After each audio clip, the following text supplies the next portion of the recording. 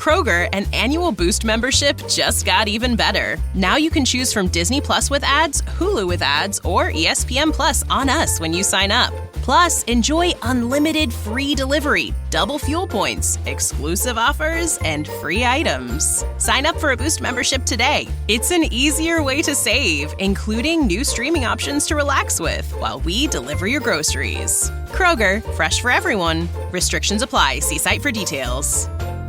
Fall in love with low prices, all in the Kroger app. Get fresh seasonal produce, lean, juicy meats, and all the best prices on all your grocery needs. We have deals on everything from fish in the seafood department to meat and cheese at the deli. Shop these deals at your local Kroger, less than 5 miles away. Or tap the screen now to download the Kroger app to save big today. Kroger, fresh for everyone. Prices and product availability subject to change. Restrictions apply. See site for details.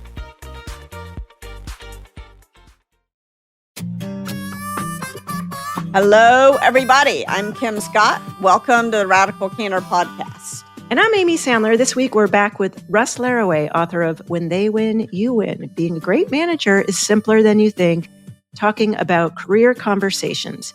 If you haven't listened to the podcast episode before this one, where we chatted with Russ, please go back and check it out. So, Russ, we want to first ask, when you talk about career, you've used this phrase, gravity assist slingshot. It was a real cliffhanger from our last podcast. People are chomping at the bit. Right. Tell us everything. Well, first, I just want to acknowledge how embarrassed I am that I'm wearing the same clothes as last week. That's I think we all are. I think we all are. Yeah. I wear the same clothes every day. Yeah, but I have no excuse. Several of these. All right. Well, I apologize. Right. I apologize. I wish I should have changed clothes. I've been in these clothes for 1 week straight. So gravity assist slingshot. Love that. Love that you picked that up. So have either of you ever seen a space movie? Yes. Yes. Have you? Okay. What, in the context of every single space movie ever made, what do you think the gravity assist slingshot means in the movie? Amy, you want to take a crack at, I don't want to put you on the spot, but what do they usually mean? What's going on in the space movie when they do the gravity assist slingshot? Do you know? It's not when they send the person out into gravity and they have to do a special maneuver and they're trying to use the force of gravity to keep them alive and connected and not fall perilously to their death, which would, unless they're like the sidekick of the main character, in which case that tends to happen. Absolutely. Then they can go, or they can go. Minor character. Yeah. Kim, would you add anything or? I always think of Apollo 13, right? Where they were going to use the force of gravity to get the ship back where it needed to go. That's Is right. it Apollo 13? It's one of those Apollos. One of those. Yeah. So, in every space movie ever made, the mission has changed or the mission is in jeopardy. And they don't have enough sweatshirt gas. has not changed. They don't have but enough the mission power. has. They don't have enough gas. Yeah, they were at the they're going to diesel use station. gravity instead of gas. And so what they come up with, as if they themselves have never seen a space movie, they come up with, in a bespoke fashion, could we try the gravity assist? It happened in The Martian. They left the guy on Mars. Yeah. They're heading home. They're like, damn, we shouldn't have left that guy. He was alive. And they didn't have enough gas, and they had to find their way back. So they used the planet's gravity to create enough acceleration to fling them off into the far reaches of space and to accomplish. That's the idea. And so that metaphor felt like it really hit home for me with respect to career conversations, because when we talk to our employees about careers, most often all we're talking about is the next promotion, which is the equivalent, the home improvement equivalent of painting yourself into a corner in a room. That does a no-win conversation for a million reasons. It's never going to be fast enough, and you're never going to get paid enough. And I am happy to go over why that, but it sounds like, Kim, you got it. Instead, what we should be doing is helping people to identify that far-off planet, kind of what they want to be when they grow up, their vision. And then we, as the manager, we play a pivotal role. We are the gravity assist slingshot that helps to launch them off into the far reaches of their career. And so that's the idea of career conversations. We got to break out of these useless conversations we're having that are not about career at all. They're conversations that mean nothing. They go nowhere. We have to actually help our employees gain some clarity on kind of what they want to be when they grow up. And now, what are the tangible steps we can take right now to help them achieve that eventual career vision. It's so much better. I mean, the way that you talk about career conversations and the gravity assist slingshot is really inspirational. But what most people do is they talk about the career ladder, which is so petty and awful. So I mean, I shouldn't be so extreme on that, but it's not inspiring. It's not career. It might be fair in a conversation of what is expected of you right now, what is expected of you at the next level. I think a career ladder serves a really important piece there. I don't like that it's named career something, because it isn't. It's by level expectation ladder is what it should be called, or something. You know, I'm not in marketing. Yeah. Well, and ladder also feels like you're kicking the person beneath you down. Like there's so many there's a problems hierarchy with a ladder. Basically climbing, and it's exertion, rather than a dangerous game of Twister. And you have to go up, you know, also dangerous in the workplace. Very dangerous in the workplace. Well, I think, you know, what I find so interesting about the career conversations, and one of the phrases of just, you know, this idea that good managers invest in their people's career, you know, it's considering long-term goals and aspirations. It's not just about in this specific company or what you're talking about with promotion, but just from my own experience, Russ, and I'm curious, that has not been always my experience of managers, that they felt like that was part of their job, that was expected, that it was actually part of being a manager, was to really invest in what is your gravity assist slingshot. So what would you say to someone who's a manager that feels like, oh, this is a bit of a mindset shift? Like I really need to invest in that aspiration of my team member. How do you get them to start seeing the value of that? Yeah. First of all, you're right. It is not a go-to. Most people don't realize it's their job to actually actively help someone figure out what they want to be off my team. Even if that's another job inside the company, by the way, company win, but even outside the company. What I'd say, the value is really fascinating. Of all the behaviors we studied, completing the full career conversations methodology is the only one that had retentive properties. Even though the other behaviors drive engagement, it's fun. It's really hard to identify a very clear relationship between engagement and retention in the workplace. Believe it or not, it's surprising to folks usually. But this was very retentive. And so by the way, this is the second most common pushback I get is, wait, you're going to tell me it's my job to devote time and energy to helping this person like plan their next move? And my answer is, yeah, it is. And the first pushback is, I don't even know what I want to be when I grow up. You think my millennial or whatever generational stereotype knows? I'm like, hey, we got to stop stereotypes of all kinds. All kinds. So anyway, one is the sort of higher minded idea for me, Amy, is if everybody thinks about the person they keep in touch with after they leave a workplace, right? And whether it was someone senior to you, actually I'd say frame it up that way. You think about someone that was senior to you that you keep in touch with. I just had coffee with Jared Smith, one of the founders of Qualtrics. Why would I want to have coffee I asked him to have coffee. Why would I want to have coffee with Jared? Because Jared invested in me. There was a clear employee-employer economic relationship, but the way Jared invested in me took that for granted and was entirely about some other goals that I had in life as well as in my career. And you know what? Even in our coffee lab, we spent 3 hours. I feel like he was still doing that for me. I don't need as much, but I really feel like he was trying to do that. Everybody who thinks fondly about that person that they go and seek counsel from later, I bet if they examine that relationship, it was because they felt like the person invested in them as a human being, not just as an employee. And that's the real difference here. Helping someone get the promotion, helping someone get the pay raise, only focusing on their growth in the increment is one thing, but that's treating them like an employee. Thinking about their long-term aspirations is thinking about them like a full human being, and playing a role in that's a big deal, I think. On top of that, when you're only focused on them as the employee or the incremental conversation about what's next, I find you fall into the retention at all cost trap. Yeah. So I'm going to hang on to you, keep you on my team. That looks good. And that may not really be what's best for this person. And at some point, there's a tension. And what's fascinating about all this is you do all this work to help people uncover what they want to be outside this building, including their next role, by the way, that may be outside this building. Fascinatingly, those people tended to stay with those managers longer. And I think it's because a lot of times people leave because they think the grass is greener. A lot of people are able to say, you know what, the grass is pretty green here. Yeah. This person's investing me in a very unique way, and I think I'm going to hang out. And oh, by the way, part of the way it works mechanically in conversation 3 we'll get to is we encourage the manager to think about small changes they can make to this person's role right now Yeah. that help them make even small tangible progress toward the long-term career. So even you're sitting there saying, oh, we've made some small revisions to my current job that can help me, and so people are inclined to stay. So that's the real value, is you actually end up retaining people longer than you would have otherwise. But it's not the goal. It's not Retention the is not goal. the goal. The goal is to take your own hat off and put the other person's hat on. Yeah. Just a great byproduct, but you're right, not the goal. What was the origin? I know Kim has the career conversations content referenced in the book Radical Candor. You go into a lot more detail in your book, When They Win, You Win.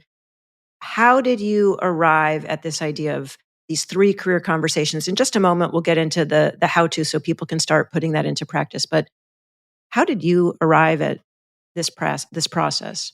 So to answer that question, Amy, there's 3 conversations. I just want to get us all with a kind of a common context here. Conversation 1 is called the life story conversation, about an hour long, where you, by understanding someone's life stories and the changes they've made, you're able to gather a set of core values, or the things that they value deeply in their career. The second conversation, by far the most important, is the career vision statement. Once you have this in your head for your people, it changes everything about how you think about their development. And then the third conversation is called the career action plan. It's taking the content of the first 2 conversations, and then there's 4 parts to that, and helping create a tangible plan where people can make tangible progress right now toward their long-term career goal. So those are the 3 conversations. And the order they were created, the original model was just conversation 2 and 3.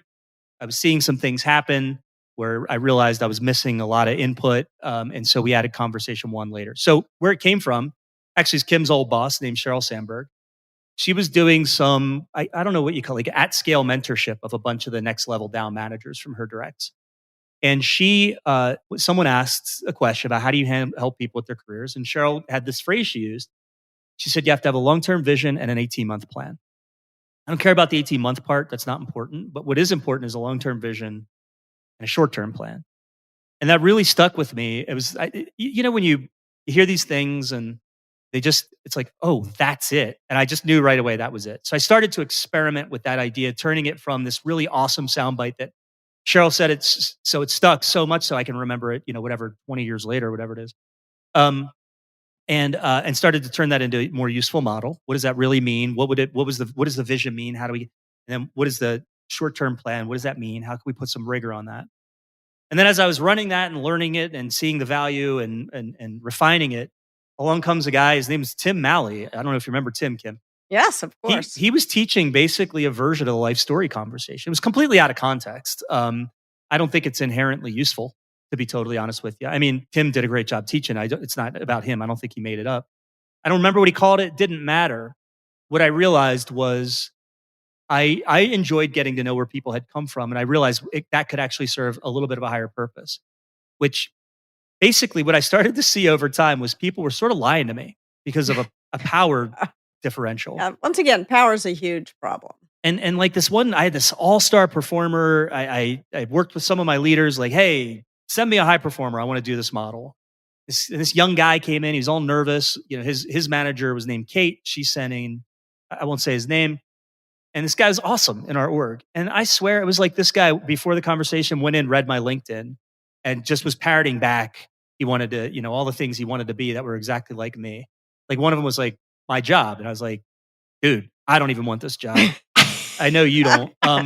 And so I realized, I need a way that people can't lie to me. Every patient lies. And so instead of asking them what they value, which is most people are not conscious. I'm not saying they actually mean to lie. They're just not conscious of what they care about.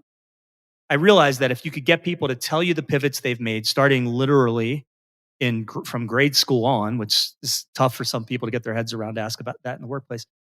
When you ask them, when they make a change, if you ask them why they made that change, what they loved about the new, what they hated about the old, these kinds of questions, you learn that something they cared about very deeply. And often you observe this pattern over the course of their lives. They were making similar decisions when they were 8 as they are at 38.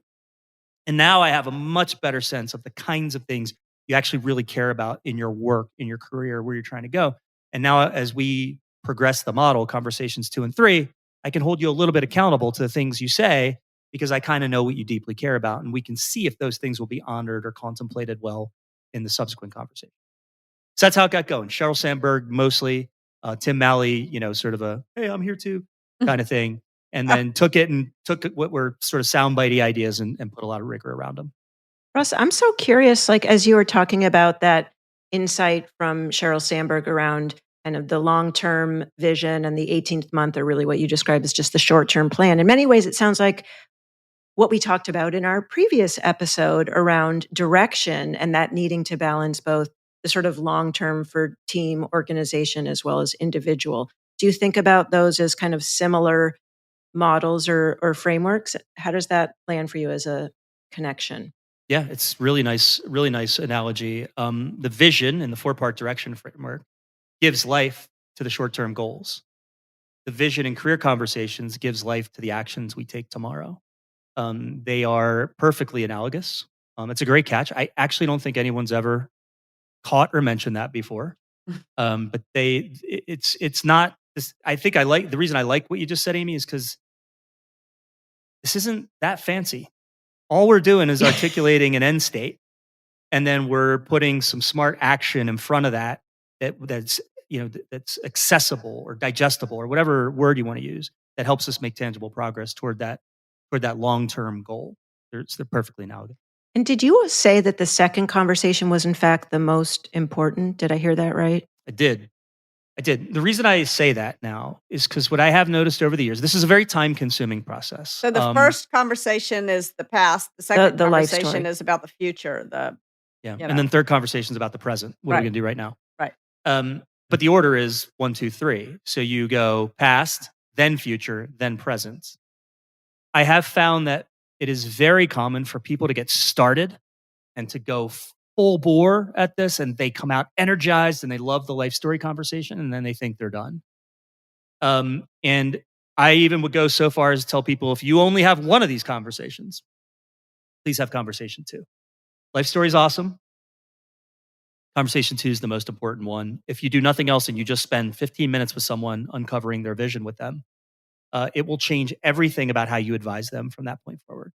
So I will never forget, Russ, when you came to tell me that you wanted to fly. I think you had a pretty big team. You were managing, 75 managers all around the world. And you came and you said, I want budget to fly these 75 managers to California so that I can teach them how to have get to know you conversation, the conversations about the future.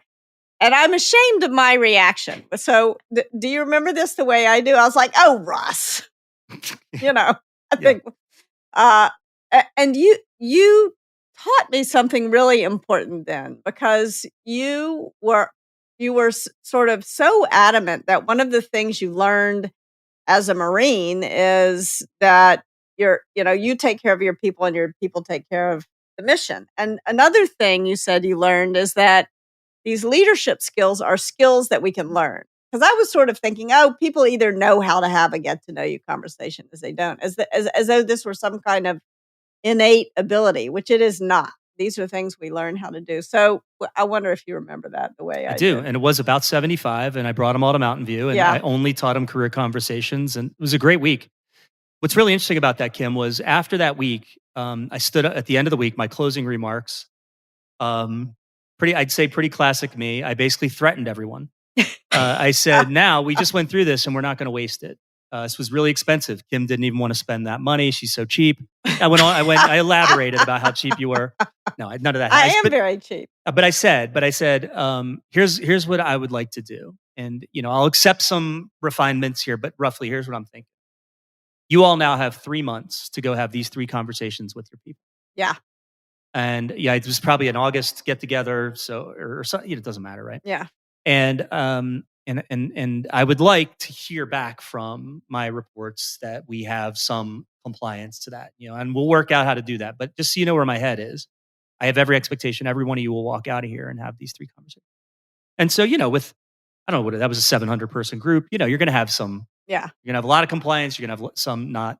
Yeah. That's just the nature of systems and large organizations. And what was most fascinating about that, as you probably recall, is at the time, Google had this basket of career-related questions in the Google Geist or the engagement survey. Yeah. And no matter, we had money shooting out of the vents. You could go take the most expensive class on earth over at Wharton West, Stuart Diamond's Advanced Negotiate. I don't know why anybody needed that, but people in our group were like, I want to take that. And they could just literally sign up, boom, 25 grand down 25 grand spent. Invested in you. And it was like, what are we doing? And yet, with that kind of resource put against career and growth, that basket of questions was just tanking. Yeah. And our group, though, we were just like everybody else. Magic manager Russ has no answers.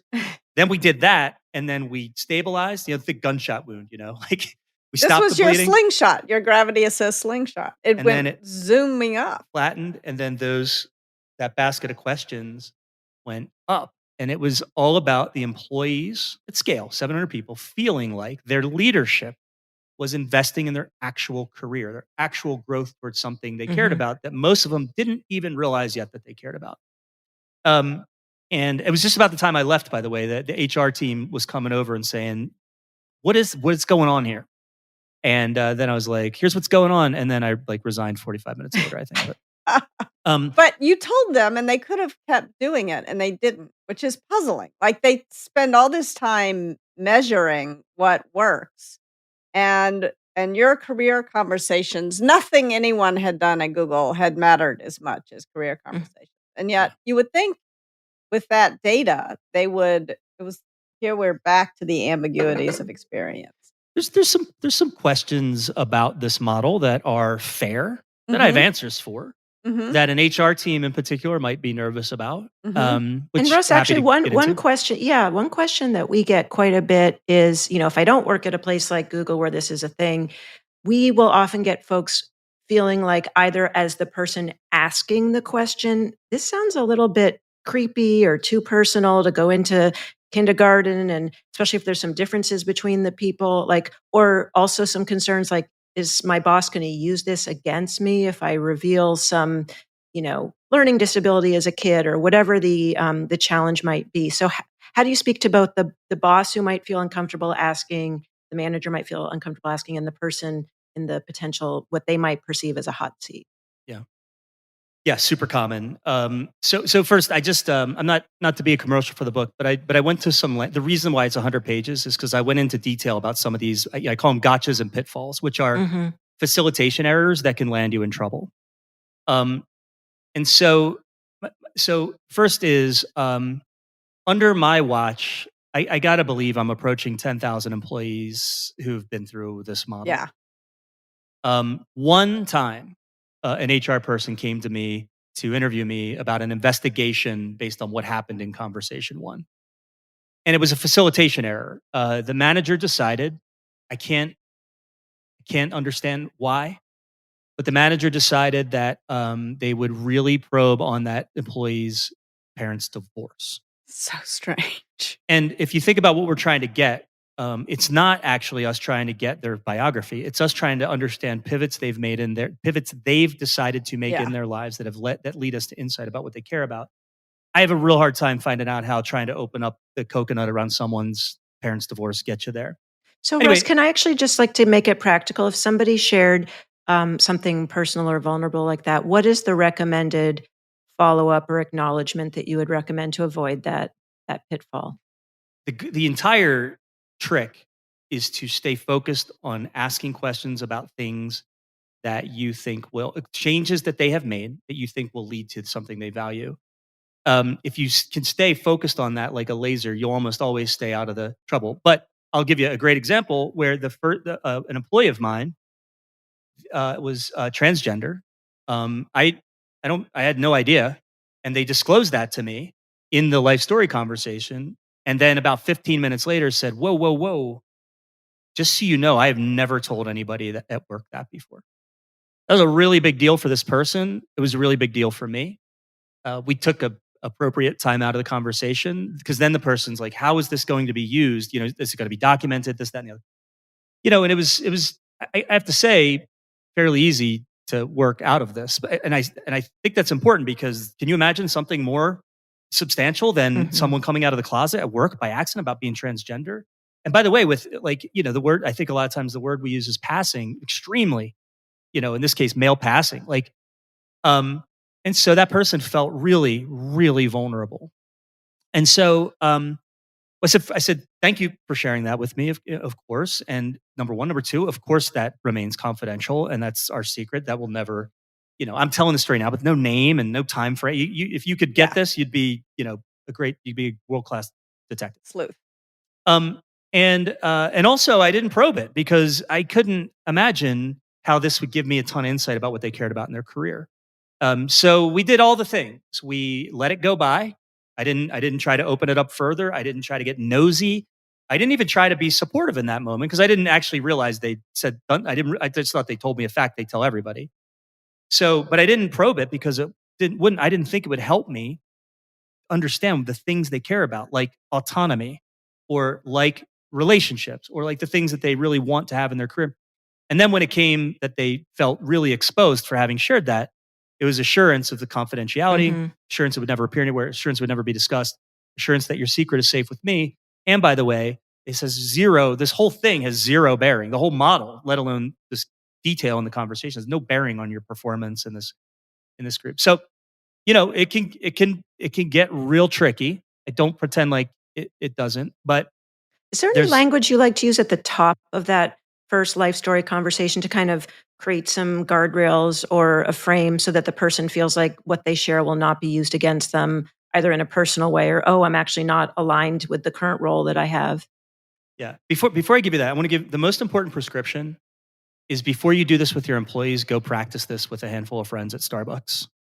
When I train career conversations, the most time I spend is making each learning pair go through the conversation as a manager once and as an employee once together. Same It's a pair. great tip. Yeah. Yeah. So Amy, you'd be the manager for 45 minutes. Kim, you would be the manager for 45 minutes. And you would switch roles with each other so you have all that shared context. Because I'm just trying to acknowledge it is a little tricky to facilitate. It's far less tricky than most people believe, by the way, but it's tricky. And I think, sorry, we keep interrupting you, Russ, you're good. But I think that one of the things that you did very deftly that this other person did not do is when you notice that person didn't want you to probe, you didn't probe. I think in the divorce situation, the manager, like the person said, I don't want to talk about my parents' divorce. And the manager was like, you have to talk about your parents. There's some version, exactly. Like respecting boundaries is one of the things, as I recall, that you taught people. And usually people do respect each other's boundaries. Yeah, in the book, I call it drop the iron curtain. When someone drops the iron curtain, you honor that and you just move on. There's nothing more important than maintaining trust in this relationship. And if you don't honor the iron curtain, they just drop, you're going to get far more damage than get positive out of this. That's one of the gotchas and pitfalls. Exactly. Yeah. People will usually convey to you, we're not going there. And your job is to not go there. You'll get plenty from folks. I've had people where I always start it. I'll get to your question, Amy. I always starting with kindergarten, tell me about your life. And I've had people just skip right over that. And I don't make them go back or something like that. There's probably I doubt they misunderstood me because they're usually so surprised at that question. They definitely, also at thousands of reps, everyone starts at kindergarten. But every now and then someone's like picks up in high school. And I do not, and that's a signal. And by the way, I don't care if they did it by accident or on purpose. It's a signal and that's where we start. That's where you want to start. That's where we're starting. We're going to get plenty here. So there's just a lot of respect and being careful and being thoughtful. But I think a lot of this concern, I will get back to your question, Aim, I promise. I just want to say a lot of this concern is baby bathwater stuff, like throwing out the baby with the bathwater. Like the baby is a powerful, like I'll never forget Justin came out of the conversation one with his manager, Dale. Dale had run, she was one of my managers. She was great. And I said, how'd that go? And he didn't know it was my model. And he said, Russ, I've never had a conversation about my career more focused on me. I'm like, what? So that's usually the experience, not this other one. But we have to deal with this other one. So how do I get it going? There's two ways you can get this going.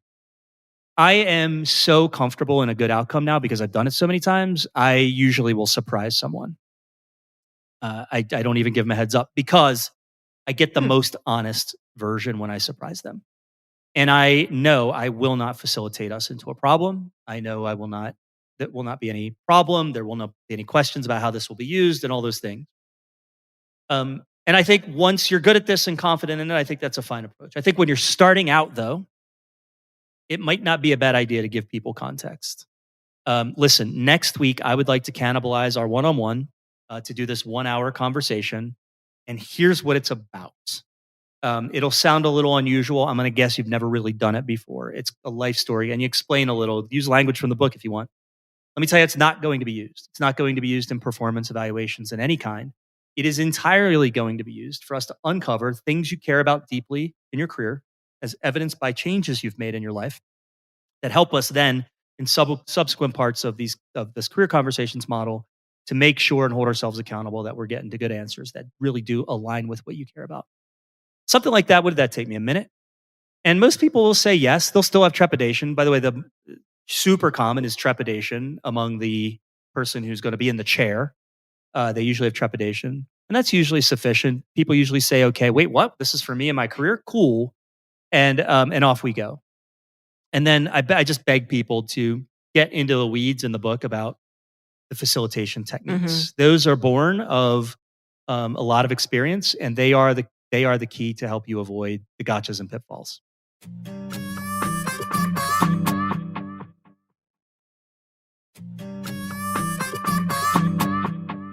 So we've got the conversation one is the life story. Then we've got the dreams looking forward, which you've said is actually the most important. And so if we've scheduled the first one just on the tactics around 60 minutes, do you like to have a certain amount of time for the dreams and then the follow-up action plan? 2 weeks. 2 weeks for vision, 2 weeks for career action plan. After the career, after the conversation about the past, the get to know you conversation, Russ, you do something that I think, or you recommend that managers do something that's really important, which is you write down what you think the person's either values are or what motivates them at work. So talk a little bit about that. And then let's talk for a minute about dreams and the spirulina farm. Yeah. We can talk about Yeah, career good. action plan. By the way, values is an okay word to use. But to be clear, we are not talking about any sort of Judeo-Christian or something. It's what No you kind of value religious in values. your But job. yeah, I always say motivator Yeah. for that reason. I know. But I know. That's just what it's an okay word to use as long as we all get on the same page about the connotation. what it means. So, I think really important, and again, kind of prescribed in the book is, so while I'm in the conversation, I'm taking notes like my life depends on it. It's some people don't like that. They feel like you're not fully present. It's more important for me to document this.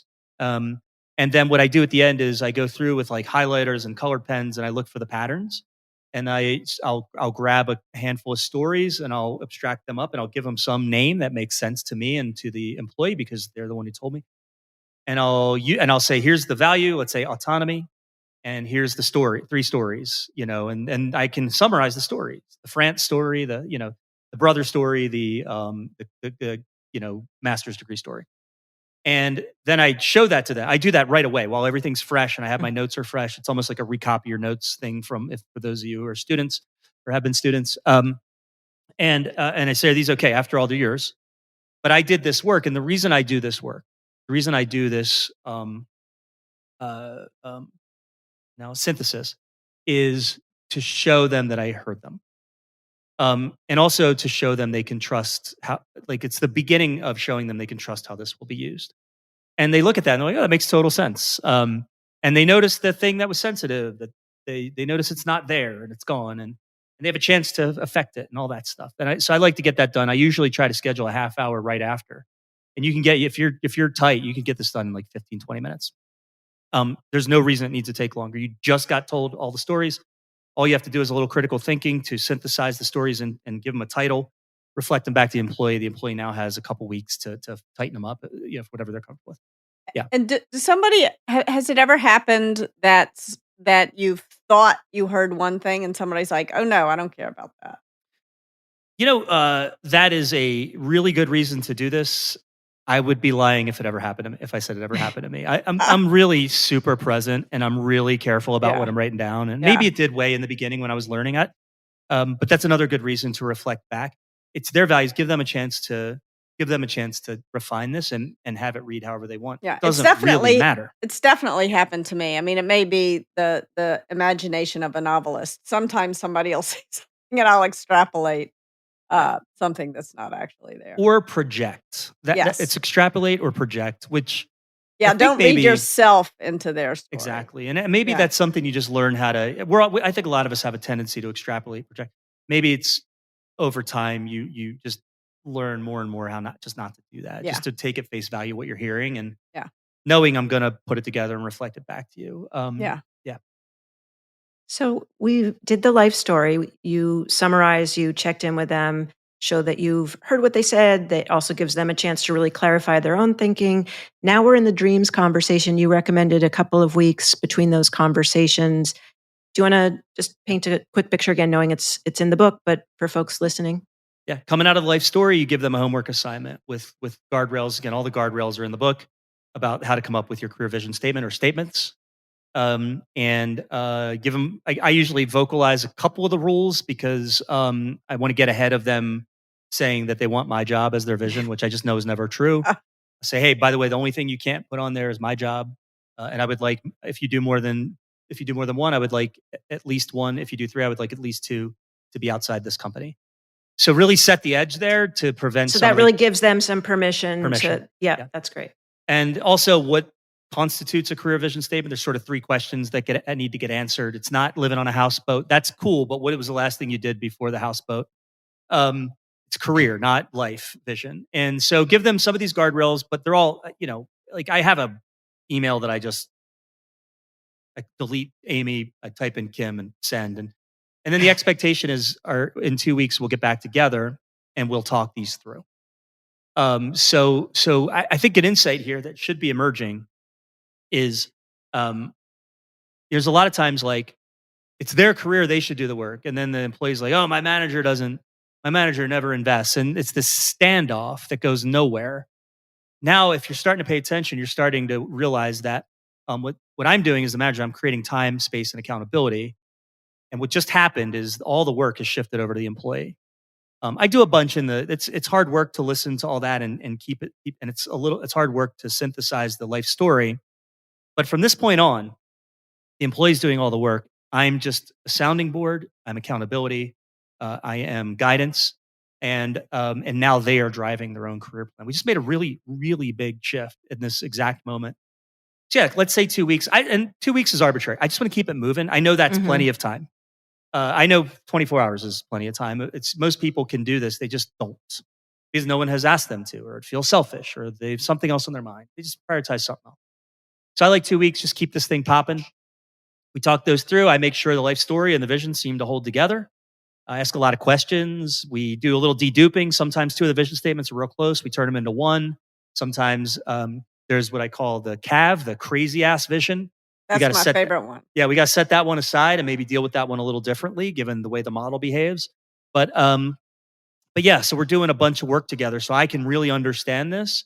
And more importantly, I can make sure they really understand what they've done.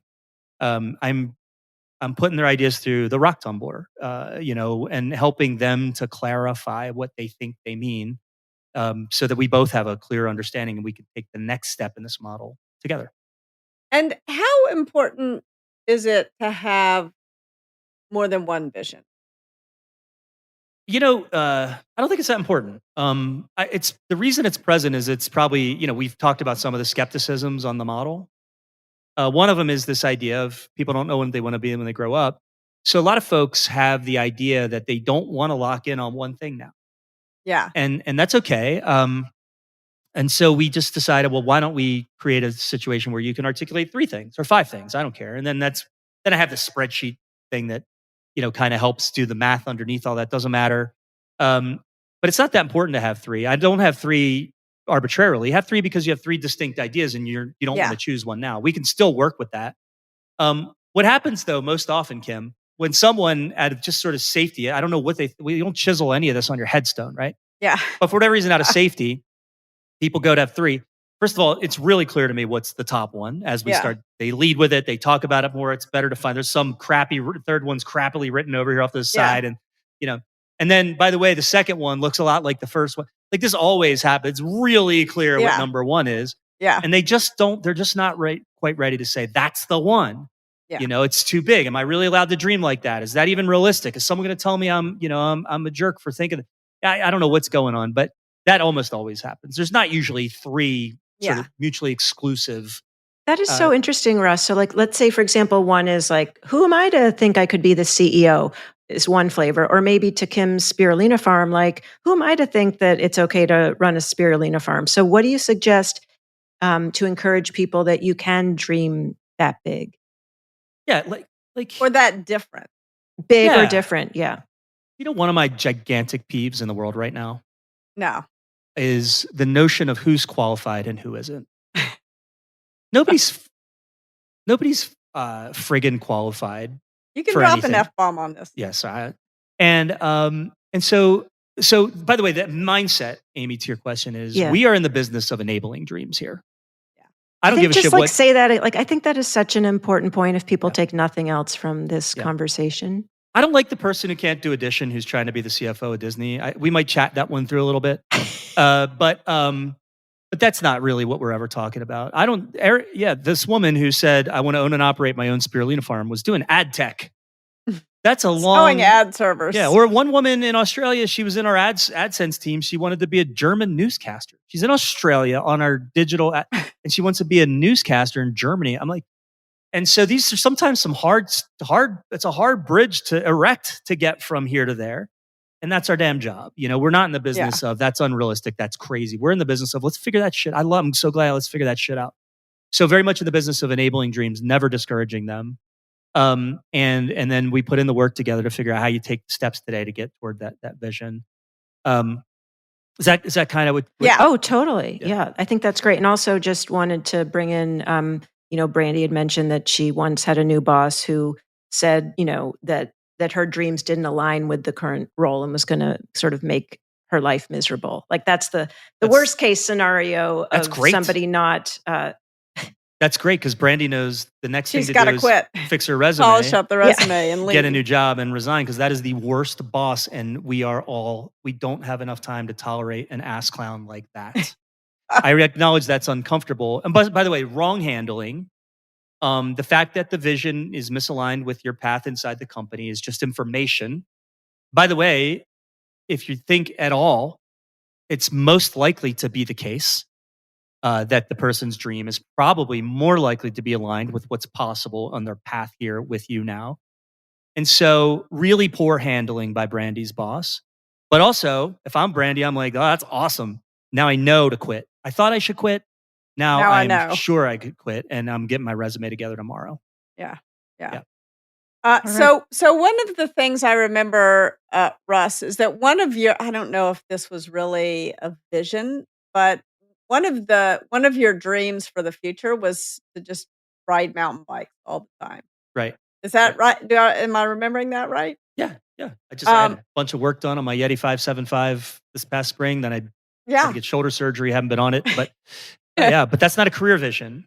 That's more of a life. But it was a life vision. But it was like what it was something between the past and the future. Like one of your motivations was to have more time to be outside and enjoy nature and And look, so let's do this in a little more crass way. A lot of people have a life goal that you may learn in this process that requires money.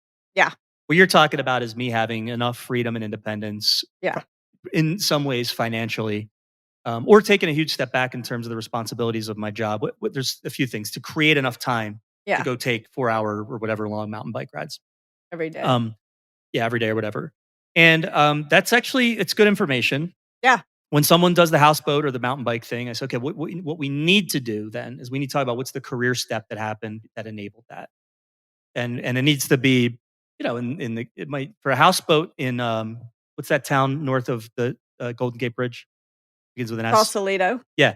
For a houseboat in Sausalito, you're going to need to make some funds. Yeah. And so let's not pussyfoot around that. Let's make sure that career vision is something that's going to generate the funds to have a houseboat in Sausalito. Yeah. I don't know what those people do all the time, but so there's good information there, but that's not, we don't rest there. You can't rest on that fun life goal.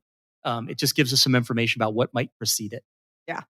So just wrapping it up now, we've got the past, we've got the future. Our third conversation is the action plan. Yeah. Yeah. 4 parts. What can we change in your current role that helps us make progress toward the long-term vision?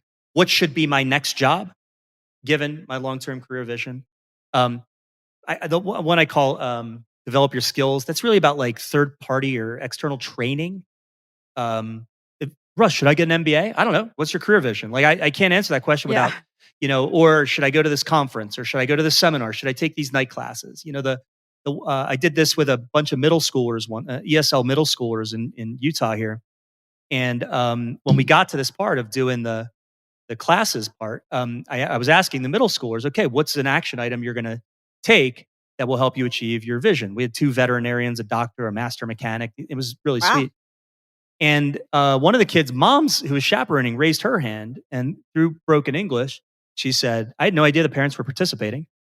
She said, my dream is to be a nurse, and I'm starting nursing classes at UVU next semester. Wow. I was like, holy shit. And so anyway, what's the kind of stuff I need to go do that to learn formally in order to realize my dream? And then last is develop your network. Who are the people that can inform and influence either the next step or the path or the long-term vision? Informational interviews. Just go out and ask. One person that worked for me wanted to be product manager at Google. I did the simplest thing. I got a lunch meeting with him and one of the senior vice product leaders in the company that I was, had a relationship with. So who can inform and influence? So change role. What's the next job? Formal training opportunities to get you more prepared. And then, and as wide as that can be. And then last is who are the people around us that we know or who, that or that I know that can help us to inform and influence your choices. All right. Well, thanks for a great chat, Russ. 2 episodes. People want more of you. I know they want more of you. How can they find you? I think easiest is LinkedIn, sadly. But that's probably the best place now. I post a little bit there. I'm pretty responsive. So I think LinkedIn's probably, I'm so easy to find. There's very few Russ Laraways in the world, even fewer bald ones, even fewer with a pretentious headshot. So once you found Russ Laraway, bald, pretentious headshot, you found the right guy. That's the one. All right. And you also have a great website, I think. Oh, whentheywinYouWin.com. Yeah. Although Dick Costello tells me I need to shorten that. So. All right. And that is the name of the book. Check it out. When They Win, You Win. And Russ, close us out with our tips to putting not just radical candor, but career conversations into practice. Yeah. You love a 3-point checklist. And I am not doing that. I'm doing a 1-point checklist. I didn't tell you that before because I thought you wouldn't let me do it. So now, surprise, 1-point checklist, which is all I want you to do for career conversations. I do want you to get a copy of the book. I'm so sorry to ask that, but it's where you learn. I want you to focus exclusively on conversation 2. I want you to read everything we have in there about how to do that well. And I want you to develop with your directs a working career vision statement or 2 or 3 for each one of your directs. That's all I want you to do. If you just do that, it will completely change how you think about how you invest in them, where you're trying to help them go, where they're trying to go. It will change your relationship for the better in almost a finger snap. Let's worry about conversation 1 and conversation 3 another day. All I want you to do is go work out some career vision statements. Don't just go wing it. Learn how to do it. I think the book's only like $15 an hour. I mean, come on. And then just go learn how to do it and do that really well. Do a few of them with all your directs, and then see where you are. You're going to be in a great place. I already know, and you're going to be totally sold. And then now we can talk about opening things up with conversation 1 and conversation 3. Love it. As always, Russ, such a pleasure. Thank you so much. My pleasure. Thank you, Russ Laraway. When They Win, You Win. And head on over to radicalcandor.com/podcast for the show notes for this episode. Praise in public, criticize in private. If you like what you hear, please rate and review wherever you're listening. If you've got criticism for us, we read every one. Email it to podcast@radicalcandor.com. And don't forget to join the Radical Candor community at radicalcandor.com/ community podcast to get this very podcast early and ad-free. Bye for now. The Radical Candor podcast is based on the book Radical Candor, Be a Kick-Ass Boss Without Losing Your Humanity by Kim Scott. Episodes are written and produced by Brandy Neal with script editing by me, Amy Sandler. The show features Radical Candor co-founders Kim Scott and Jason Rosoff and is hosted by me, still Amy Sandler. Nick Carissimi is our audio engineer. The Radical Candor podcast theme music was composed by Cliff Goldmacher. Follow us on LinkedIn, Radical Candor the company, and visit us at radicalcandor.com. At Kroger, an annual Boost membership just got even better. Now you can choose from Disney Plus with ads, Hulu with ads, or ESPN Plus on us when you sign up. Plus, enjoy unlimited free delivery, double fuel points, exclusive offers, and free items. Sign up for a Boost membership today. It's an easier way to save, including new streaming options to relax with while we deliver your groceries. Kroger, fresh for everyone. Restrictions apply. See site for details. Hardy Fiber Cement Siding is proven to withstand water, pests, and fire better than wood-based siding. And it looks better while doing it. Hardy Siding has been chosen for 10 million homes and counting. See the proof at jameshardy.com.